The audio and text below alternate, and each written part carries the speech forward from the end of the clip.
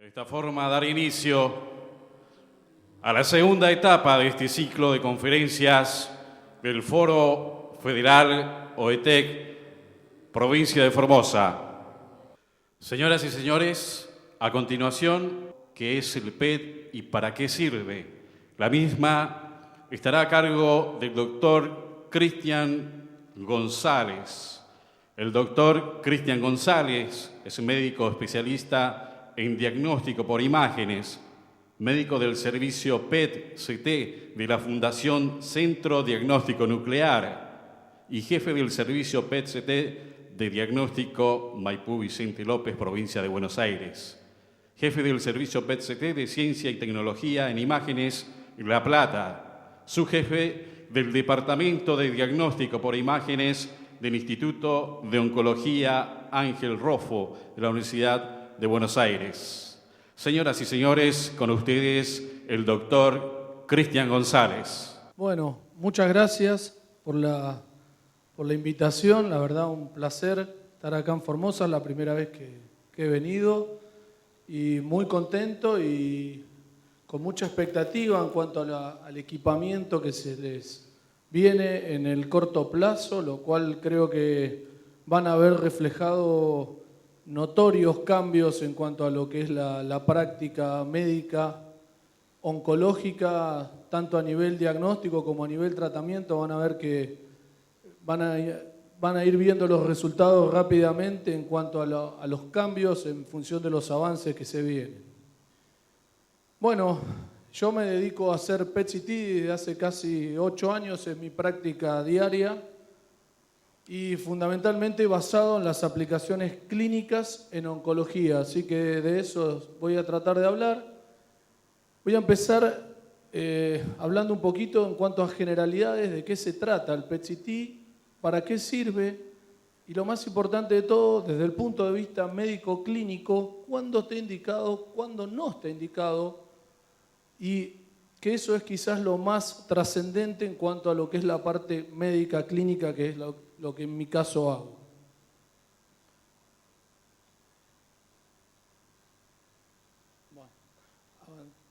Bueno, como primera medida, ¿qué es el PET-CT?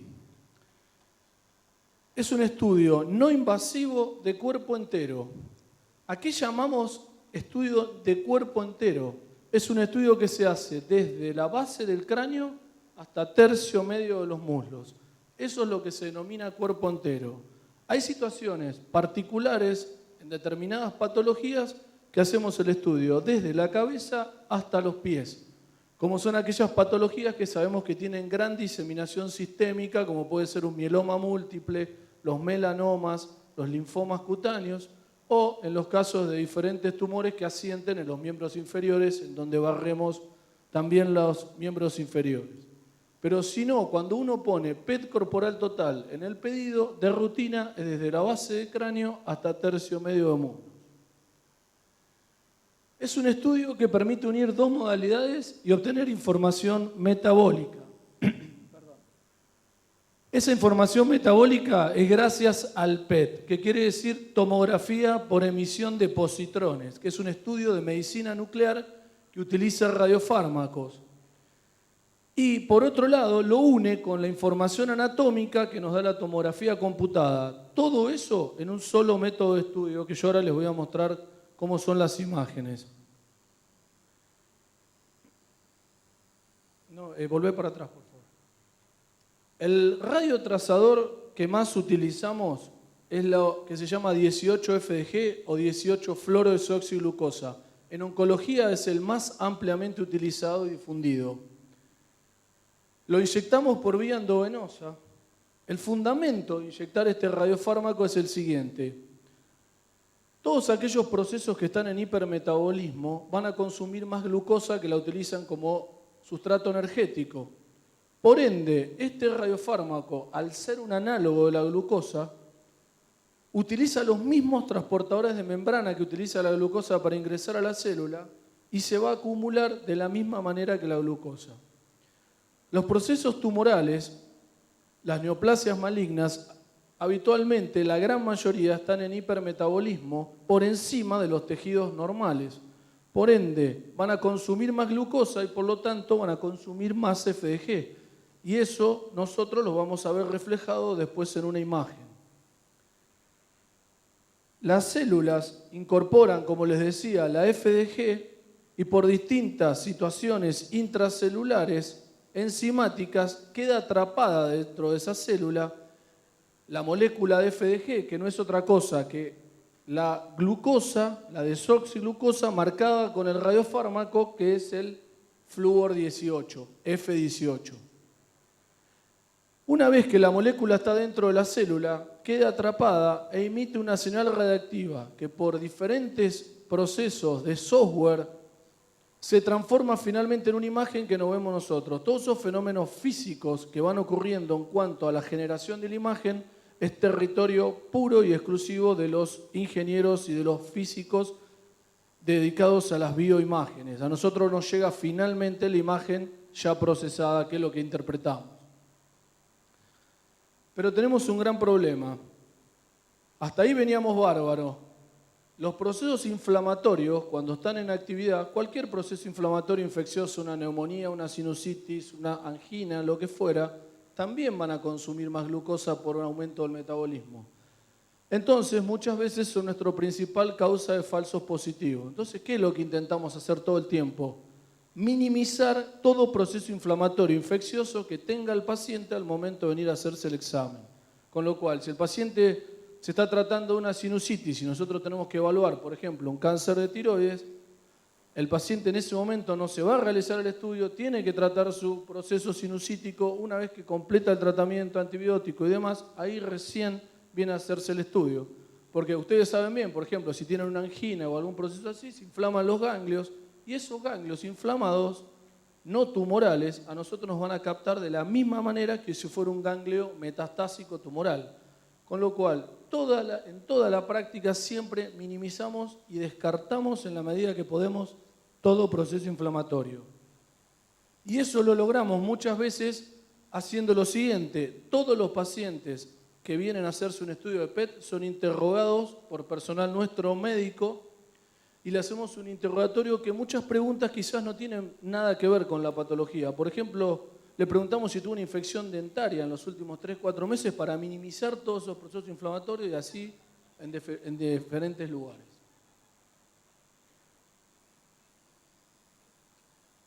Ahí va. ¿Cómo hacemos para medir esa captación de FDG en los tejidos? Y utilizamos lo que se llama el SV, que quiere decir valor de captación estandarizado, la sigla en inglés Standardized Uptake Value, y ese es un valor que nosotros le ponemos como un número a la captación de FDG. Y eso lo vamos a ir comparando en diferentes estudios seriados. Ese número, si yo tengo la posibilidad de tener un estudio basal antes de realizar la terapéutica con radioquimioterapia, después del tratamiento yo puedo volver a repetir el estudio y comparar ese número. ¿Qué es un equipo de PET-CT para aquellos que nunca lo vieron? Por ejemplo, este es uno de ellos. Este es el que tenemos nosotros en la Fundación Centro Diagnóstico Nuclear, que es lo que habitualmente la gente denomina el PET del ROFO, que es el que queda enfrente del instituto. Si uno lo ve a simple vista, los que han estado alguna vez en algún servicio de imágenes, parece un tomógrafo, pero lo que tiene es que es mucho más profundo, porque en el mismo equipo está la parte de adelante, consiste en el tomógrafo, y la parte de atrás es el PET. Y lo que se va moviendo es la camilla, que primero queda hasta una determinada posición para hacer la tomografía y después se mete más adentro para hacer el PET. Todo eso en un solo método de estudio y tenemos la información al instante de los dos métodos por separado y a la vez fusionado, que ya les voy a mostrar las imágenes. El anterior era de General Electric, que es una de las marcas. Este es el de Philips. Son todos buenos. Hay 3 marcas: Siemens, Philips, General Electric. Cualquiera de los 3 son excelentes los 3.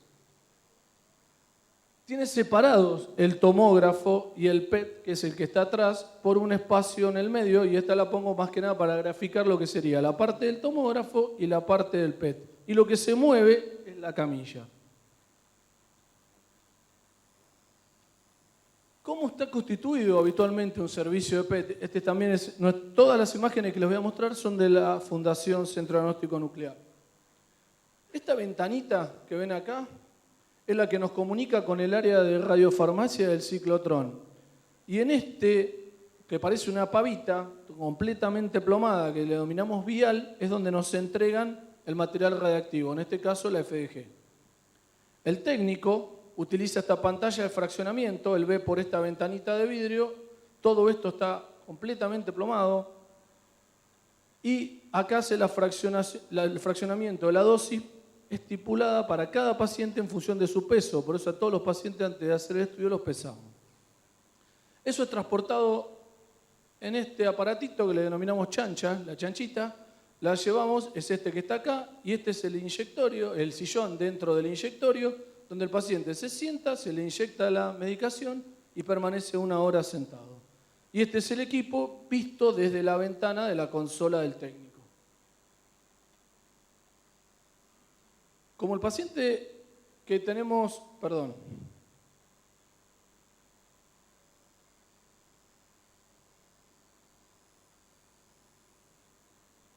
al paciente en cada inyectorio lo estamos monitorizando constantemente mediante un circuito cerrado de cámaras. Y tiene un timbre para cualquier cosa que requiera, se comunica con nosotros. Y una vez que todo el estudio es adquirido, finalmente las imágenes llegan a la estación de trabajo por vía web, tenemos un servidor y estas son las distintas estaciones de trabajo que utilizamos donde realizamos finalmente el informe médico, que es lo que van a recibir ustedes como pacientes.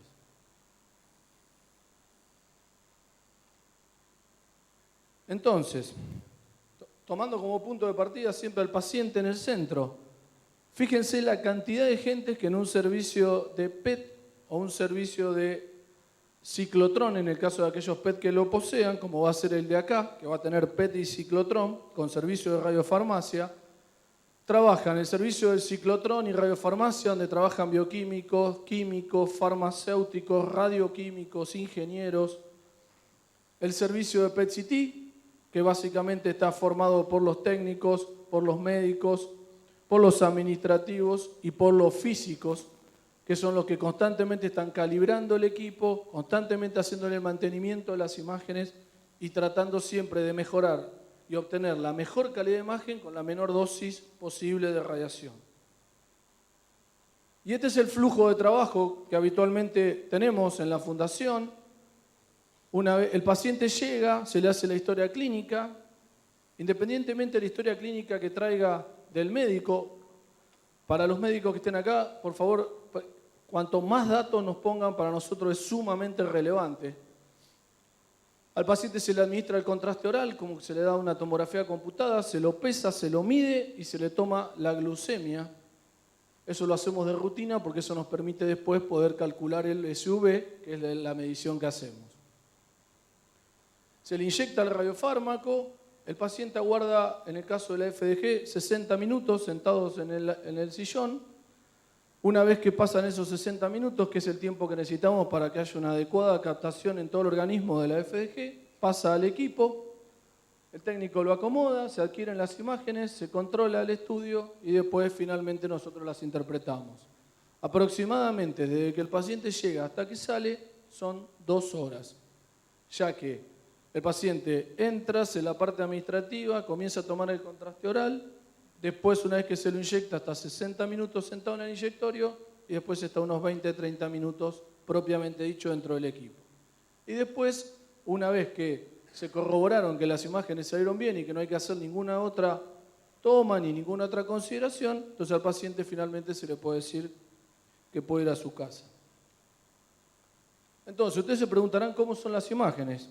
Fíjense, desde base de cráneo, cortamos la cabeza por la mitad, pónganle, hasta tercio medio de los muslos. Perdón, voy a pedirte adelante y yo voy a... No anda ese puntero. Ahí se ve mejor, ¿verdad? Entonces, esta es la imagen del PET, que es como una imagen de un estudio de medicina nuclear. Y esta es la imagen de la tomografía computada, ambas en corte coronal, desde la base de cráneo hasta tercio medio de los muslos. Entonces tenemos la imagen del PET por separado, la imagen del ATC por separado, la siguiente. Y acá tenemos la imagen de fusión PET-CT, que el equipo a nosotros nos la brinda en forma simultánea. Entonces, acá por ejemplo, este era un ejemplo de un cáncer de pulmón derecho, adyacente al hilio pulmonar, que vemos la marcada actividad metabólica que tiene, se ve bien negro, bien captante, y que es lo amarillo en la imagen de fusión. Como el cerebro es un órgano que consume constantemente glucosa, que utiliza como material energético, la FDG, por lo tanto, también se va a concentrar en alta cantidad a nivel del cerebro. La siguiente. ¿Qué cosas hay que tener en cuenta cuando uno va a indicar un estudio de PET-CT? Por un lado, si hay riesgo de embarazo. El embarazo es una contraindicación absoluta por la radiación, no solo por el tomógrafo, sino también por el radiofármaco que le inyectamos. Si la paciente no está segura de si puede o no estar embarazada, tiene que confirmarlo, traer una beta-gonadotrofina crónica negativa, una subunidad beta.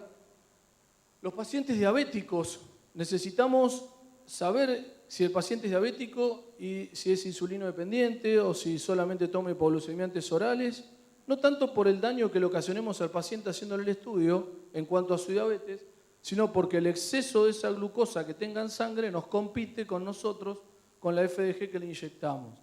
Entonces, un paciente que tiene una glucemia de más de 200, el estudio no se hace directamente. El tamaño de las lesiones. Hay que saber que existen diversos tumores malignos que tienen baja o nula captación de FDG y hay que reconocer cuál es el tiempo ideal para pedir un estudio después de la cirugía o de la radioterapia o incluso de la quimioterapia. Y vamos a ir viendo cada una de ellas. La siguiente. En cuanto a la protección radiológica, lo primero que tratamos de hacer es optimizar la protección, justificar la exposición y limitar la dosis todo lo que sea posible.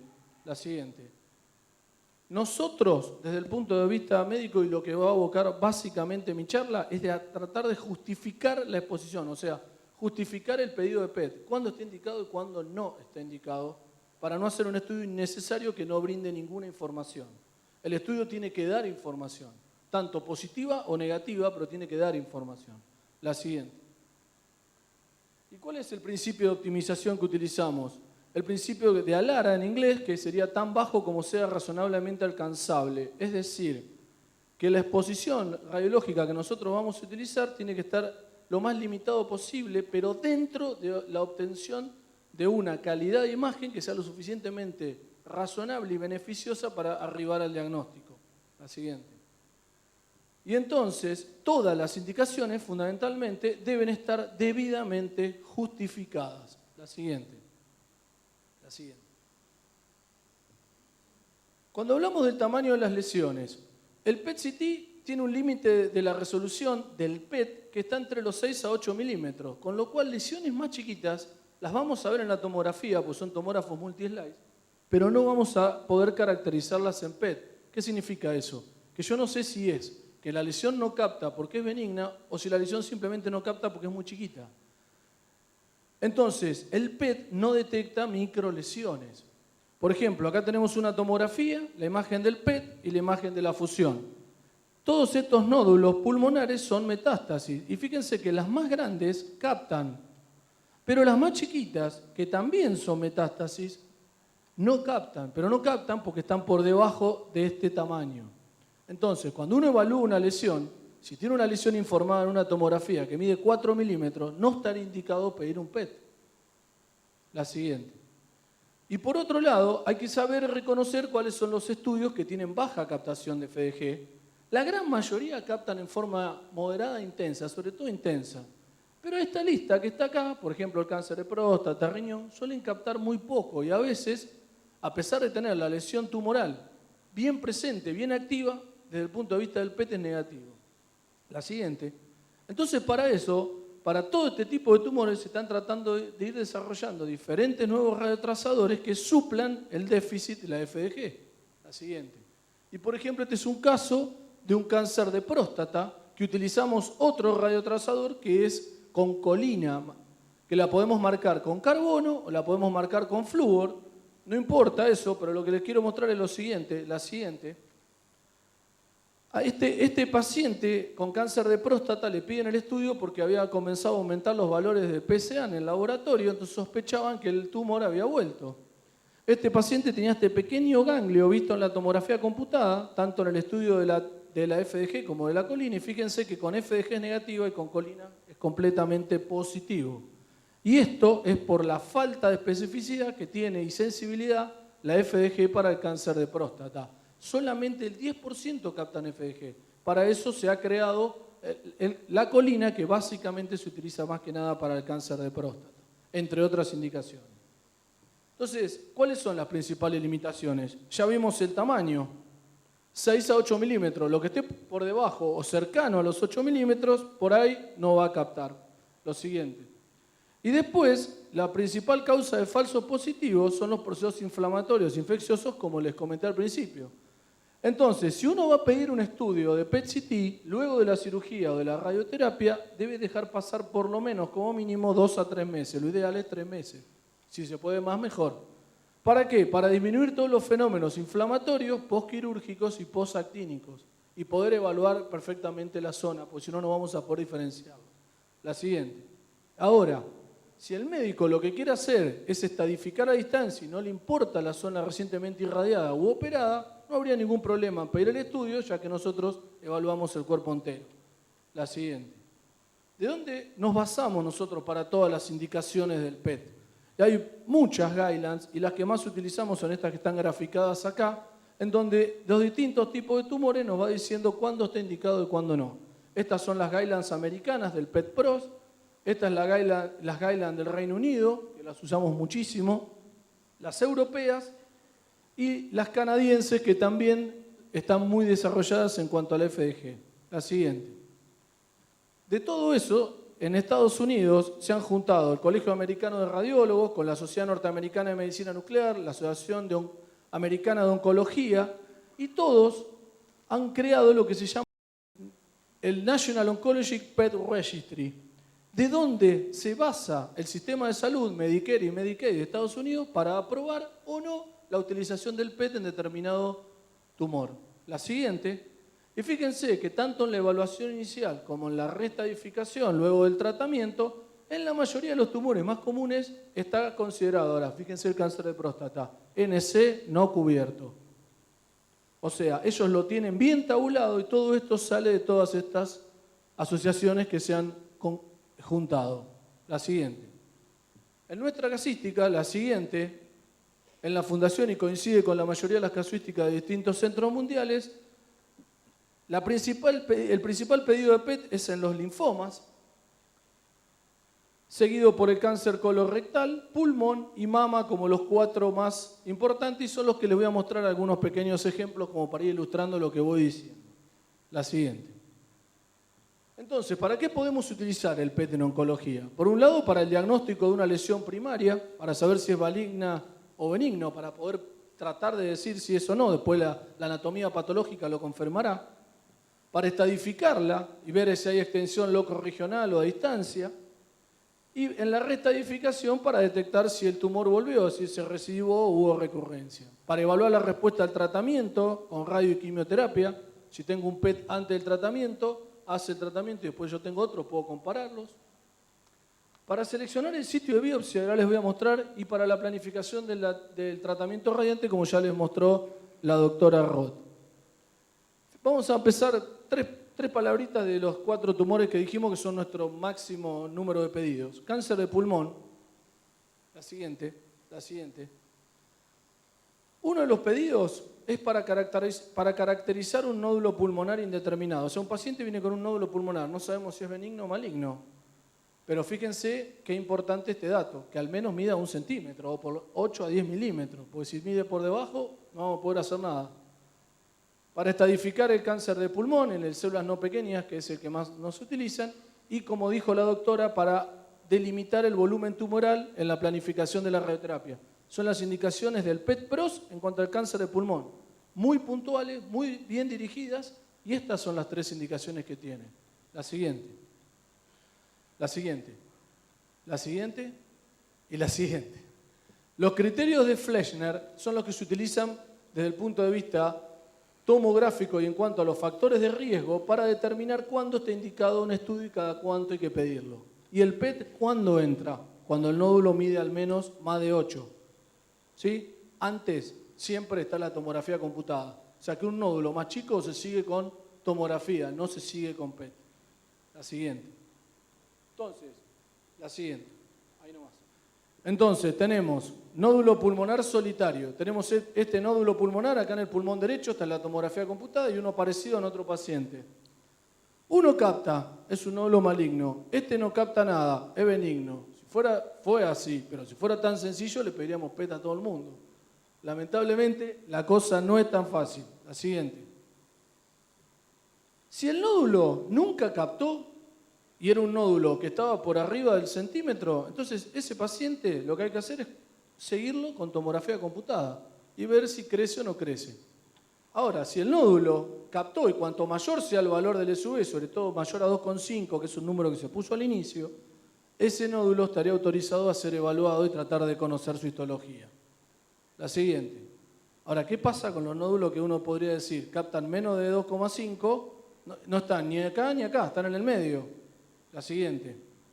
Fíjense, aproximadamente el 40-50% son malignos. Entonces, ¿qué hacemos? Hay que fijarse todas las características que tenga el nódulo, como son los contornos, si el paciente es fumador y de larga data, si el paciente tiene un tumor de base que pueda hacer una metástasis a mayor edad, a mayor tamaño del nódulo, etc. Pero cuando uno ve un nódulo que es realmente hipermetabólico, entonces hay altas chances de que sea maligno. La siguiente. Porque fíjense este caso, que es un carcinoma bronquial, que es un tipo especial de adenocarcinoma de pulmón, en donde no hay absolutamente nada de captación y suele ser un tumor completamente maligno. La siguiente, que suelen presentar habitualmente baja o nula captación de FDG, pero es un nódulo de contornos irregulares, parcialmente espiculados, o sea, es un nódulo que uno lo ve tomográficamente y tiene un aspecto atípico, maligno. La siguiente. Es muy útil cuando uno está estadificando un cáncer de pulmón que habitualmente suele dar metástasis en las glándulas suprarrenales. Tenemos este nódulo en un paciente y otro nódulo muy parecido en la suprarrenal izquierda. La siguiente, este fíjense no capta absolutamente nada, se lo compara con la captación normal del hígado y este es completamente hipermetabólico. Podemos decir que este es un adenoma, una lesión benigna, incidental, asociada a su tumor de pulmón, que nada que ver, y una verdadera metástasis, en este caso de un cáncer de pulmón. Este entonces es un estadio 1, porque lo único que tenía era la lesión pulmonar y este era un verdadero estadio 4. La siguiente. Cuando hablamos de la selección del sitio de biopsia, acá tenemos una lesión tumoral en el lóbulo superior izquierdo. Cuando uno tiene que ir a biopsiarla por tomografía, por ejemplo, podría entrar acá en el espacio intercostal e ir a biopsiar. Y uno siempre está tentado de ir al medio. Pero la siguiente, fíjense, el centro no capta absolutamente nada, porque el centro es un tumor completamente necrótico, que ya hay muerte celular. Y donde están las células con actividad tumoral están en la periferia. Y acá en la tomografía, poder diferenciar cuánto es necrosis de cuánto es verdadero tumor, se hace muchas veces bastante complicado. En cambio, el PET marca perfectamente y uno va a ir a poner la aguja en la zona de mayor actividad metabólica. La siguiente. Y cuando hablaba como el mismo ejemplo, otro muy similar al que puso la doctora Roth, cuando uno tiene que planificar la radioterapia con la tomografía computada, y uno estaría tentado a planificar toda esta lesión. Pero cuando uno realmente ve la imagen del PET, esto era una telectasia posobstructiva y esto era el verdadero tumor. Entonces, adecúa perfectamente el campo, modifica el volumen irradiar hasta en un 20 a un 50% de los casos, y habitualmente siempre el volumen irradiar es en menos. No solo en el pulmón, sino en los tumores de cabeza y cuello o en donde fuera, evitando, como decía la doctora, la toxicidad de la radioterapia. La siguiente. Pasamos al cáncer de colon. 2 indicaciones, o sea, no son muchas, pero las que son y verdaderamente cambian la conducta. Una es la evaluación prequirúrgica de un paciente con metástasis hepáticas potencialmente resecables. ¿Qué significa eso? Es un paciente que tiene un cáncer de colon con metástasis hepática y que el cirujano dice, es técnicamente operable la metástasis. Puedo operarlo del colon y puedo operarlo de la metástasis. Pero ¿qué pasa? Es una cirugía de gran envergadura, con a veces posoperatorios relativamente complicados, y que entonces es importante determinar si no hay alguna otra lesión en alguna otra parte del cuerpo por fuera del hígado que digan, no, ya es un paciente diseminado y no vale la pena operarlo, hay que ir a quimioterapia. cambiando la conducta. Y la otra es cuando hay aumento de los valores tumorales, tratar de determinar cuál es el sitio de la recurrencia. Vamos a empezar con la primera, el paciente que iba supuestamente a la cirugía de hígado. La siguiente. Y este era el paciente, una metástasis única en el lóbulo derecho hepático, fíjense esta lesión ahí en la tomografía, hipermetabólica en el PET y acá en la fusión. La siguiente. Este paciente en los estudios de control que tenía, lo único que tenía era esto. Un nodulito pulmonar informado, medía 7 milímetros, estaba ahí, inespecífico. Le piden el PET, no tanto por el nódulo, sino para ver si no tenía enfermedad en algún otro lado. La siguiente. Resulta que el nódulo captaba. O sea, ya estamos pensando que puede ser una metástasis pulmonar. Todavía hay chances quirúrgicas, porque muchas veces operan la metástasis hepática y también el cirujano opera el pulmón. La siguiente. Pero la tomografía del resto del cuerpo era completamente normal, pero en el PET se ve este foco que está acá y este foco que está acá, que eran implantes peritoneales muy difíciles de informar en la tomografía sola, la siguiente. Y este era el estudio del cuerpo entero del PET, donde vemos la gran lesión única, efectivamente en el hígado tenía esta sola, era un candidatazo a la cirugía. Y acá tenía esta lesión que correspondía a esta que está acá y esta que está acá, este foco hipermetabólico que correspondía a esta lesión. Y además el nodulito pulmonar que era esta chiquitita que estaba ahí. Con lo cual este paciente, la cirugía se evitó y fue directamente a un tratamiento sistémico. La siguiente. La siguiente. Para detección de recurrencia, este es un paciente con cáncer de recto, 2 pacientes distintos operados. Cuando le hacen la cirugía de Miles, que es esa que lamentablemente deja la colostomía definitiva, en los tumores de recto inferior, habitualmente queda un tejido denso, que cuando empieza a aumentar el marcador tumoral, lo primero que nos vienen a preguntar el cirujano y el oncólogo es si la recidiva está acá en la zona, porque pueden intentar reoperarla o a veces incluso irradiarla. Y la tomografía computada sola tiene muchas limitaciones para eso. La resonancia es un poco mejor, pero también tiene sus limitaciones. La siguiente. Entonces la pregunta que nos hacen es esto, ¿es fibrosis postquirúrgica o es recidiva? Siempre lo mismo. La siguiente. Primer caso no capta nada. Segundo caso, completamente hipermetabólico. Esta era una recidiva. Este paciente podría tranquilamente ir a una cirugía de rescate o una radioterapia de rescate, si no fue irradiado previamente. La siguiente. Cáncer de mama. La siguiente. Tratar de caracterizar lesiones metastásicas o lesiones que puedan ser sospechosas de metástasis en estudios convencionales, una centellografía, una tomografía, y que dudan si es o no una verdadera metástasis. En el cáncer de mama localmente avanzado, pues tiene un alto poder metastatizante, entonces le cambia la conducta saber si deja de ser un localmente avanzado para ser un tumor diseminado. La siguiente. Y acá teníamos el cáncer de mama, la mama del lado. Nosotros, obviamente que para el tumor de mama, el método es la ecografía, la mamografía, la resonancia mamaria. Nosotros entramos cuando el diagnóstico ya está hecho, nunca vamos a hacer el diagnóstico de cáncer de mama. En este caso, pues tiene un nódulo de 5 centímetros, entonces lo vemos. Pero recuerden que la microcalcificación y todas esas lesiones no las vamos a ver. Y este paciente tenía axila negativa, no tenía nada a nivel del examen local, lo que tenía era metástasis mediastinales. O sea, nada que ver a lo que uno esperaría, que vaya, el compromiso habitualmente es en la axila y en la cadena mamaria interna. La siguiente, y sin embargo tenía compromiso a nivel mediastinal, que es bastante frecuente, se hizo una mediastinoscopía y se confirmó, entonces un paciente ya con un estadio 4, ¿no? Dejó de ser un localmente avanzado. Cambia la terapéutica, la siguiente. O en este caso, que tenía metástasis hepáticas no vistas por ecografía, no vistas por tomografía, con una centellograma óseo normal. Esta era la tomografía, no tiene ninguna imagen, la verdad que está perfecta la columna, la siguiente. Y todos estos focos eran metástasis. La medicina nuclear se anticipa lo que son los cambios metabólicos a la aparición de cambios morfológicos vistos en la radiología o en la tomografía en mucho tiempo, 6 meses, a veces un año. La siguiente. Miren la cantidad de metástasis ósea que tenían casi todos los huesos. La siguiente. Y para ir terminando, bueno, un poquito más, y linfoma. Es de rutina tanto para la estadificación inicial como para la restadificación luego del tratamiento. La siguiente. Lo ideal es tener un PET basal antes del tratamiento con quimioterapia, un segundo PET a la mitad del tratamiento, es lo que hacen en el MD Anderson, el centro más importante de oncología del mundo. en Texas, Estados Unidos, y este PET de la mitad de tratamiento lo que trata de hacer es diferenciar a aquel paciente que viene respondiendo a la quimio del que no responde.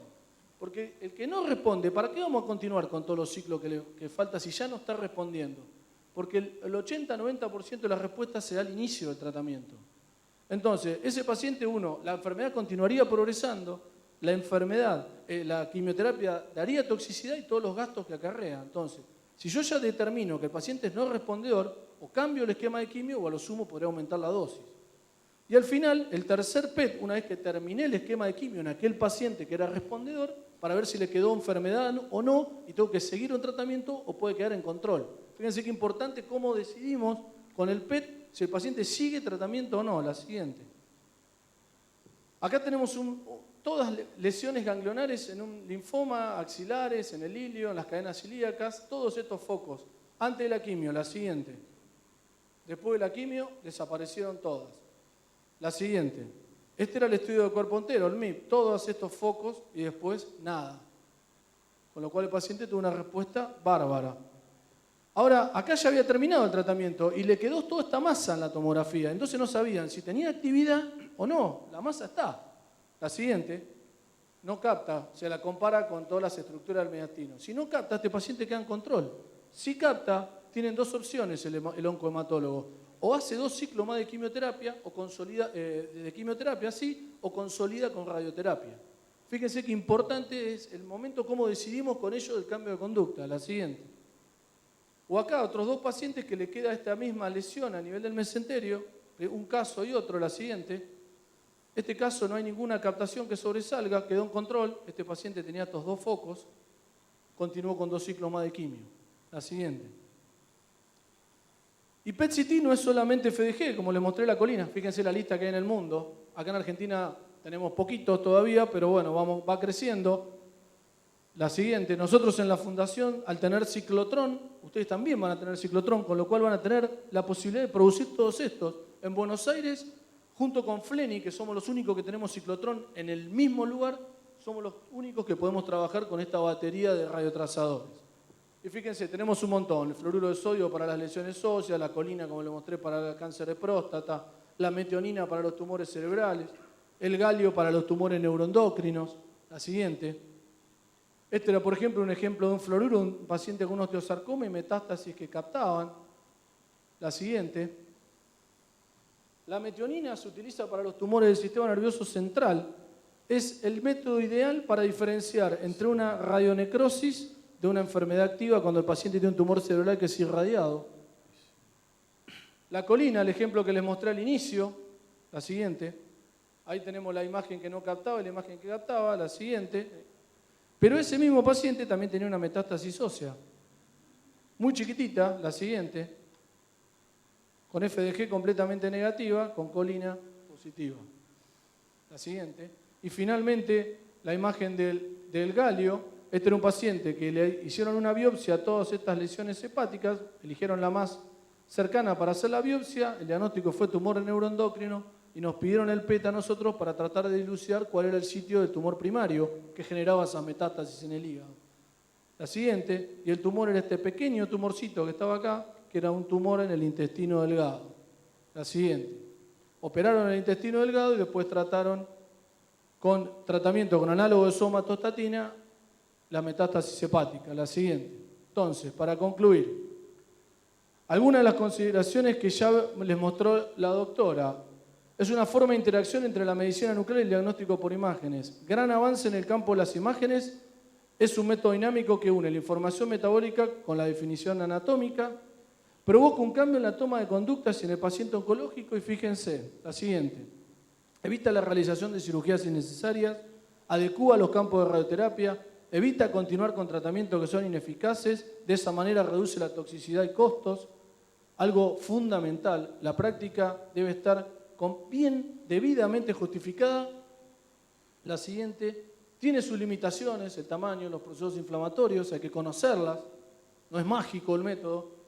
Y que siempre PET-CT cuando es positivo no es sinónimo de cáncer, ya que hay muchos procesos que pueden no ser tumorales. Y la última, ahora sí, todo lo tenemos que hacer en un enfoque multidisciplinario, si no es imposible. Nosotros, Fíjense, ya les había mostrado los que trabajan en el ciclotrón, los que trabajamos en el PET, los médicos nucleares e imagenólogos que trabajamos en conjunto, informamos juntos los estudios, los técnicos, los físicos, pero acá se suman otros actores que son fundamentales, la siguiente: los oncohematólogos, los clínicos oncólogos, los radioterapeutas, los cirujanos oncólogos, etc. Entre todos tenemos que decidir cuál es el momento óptimo para pedir el PET, si conviene, si no conviene, y todo en función de tratar de lograr lo mejor para el paciente. La siguiente. Muchas gracias. Así hemos escuchado las palabras del doctor Cristian González, médico especialista en diagnóstico por imágenes, el tema desarrollado que es el PET y para qué sirve.